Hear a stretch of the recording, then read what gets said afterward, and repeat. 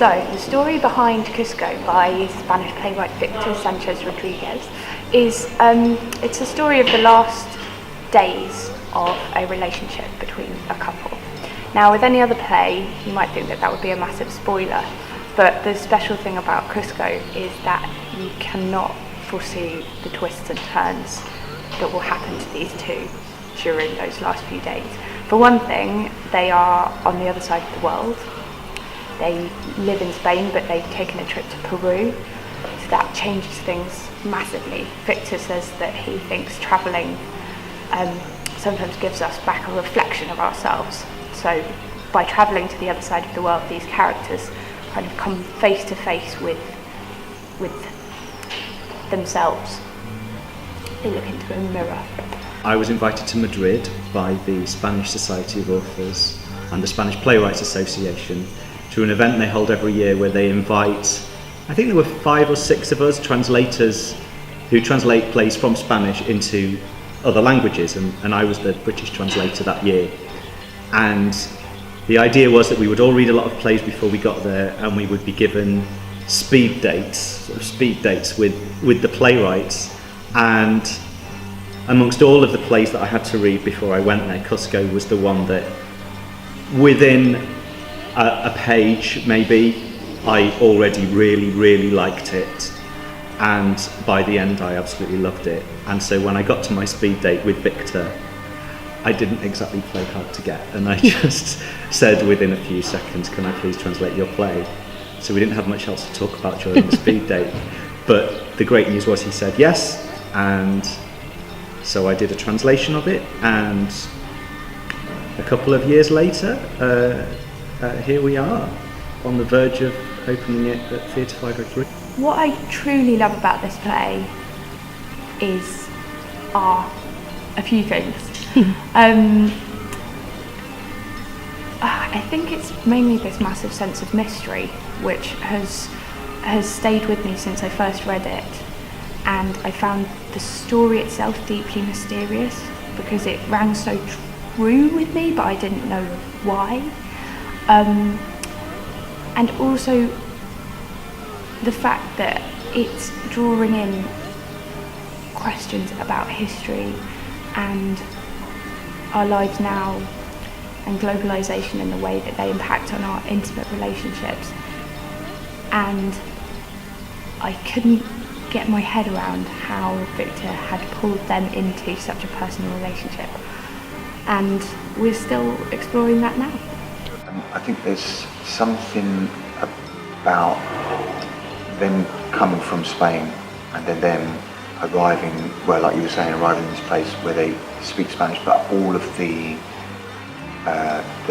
legends and the gods are different. When they first encounter them, when he first encounters them, it just seems to be a name in a book. But throughout, it seems to become more and more powerful, almost to kind of like undercut their reality, sort of thing. So the reality that they have at home, that they're striving to continue, that they're striving to or he is definitely striving to keep, gets undercut by this other sort of belief system, this other, thing that's happening. And that's the country they're in. Mm-hmm. They're no longer in Spain, although you could imagine, oh, maybe we are, because the architecture is the language, but we're not. They're somewhere different. And that's the same for them as well. They've ended up somewhere very different to where they have been and where maybe they thought they were. I think she's a relatable character because of the journey that she's on. I think that lots of people could relate to the sort of relationship that she's in, and a feeling of sort of being in limbo, which in fact they probably both feel at some points of the play. And I think that, I think audiences are just going to be able to really see themselves in her, in what she says, in what she does, and the idea of self-exploration, questioning one's motives and needs and wants within a relationship setting. and that feeling of just not feeling right and not feeling fully fulfilled in some way, shape or form, and sort of discovering that that's not something that has to come from their partner, it has to come from themselves. So I think that deep exploration is really shown beautifully in Victor's writing, and I think a lot of people will be able to relate to her for that reason. Travel in a globalised world like the one we live in today, what does it even mean to travel? Why do we travel? Why do we go on holiday? Do we even call it going on holiday? And when we get to the place we're going to, what are we hoping we'll find? Are we hoping we'll learn something about that other place? Are we hoping we'll learn something about ourselves? Do we want to be entertained? Do we want to be distracted? Do we want to be improved? What do we want?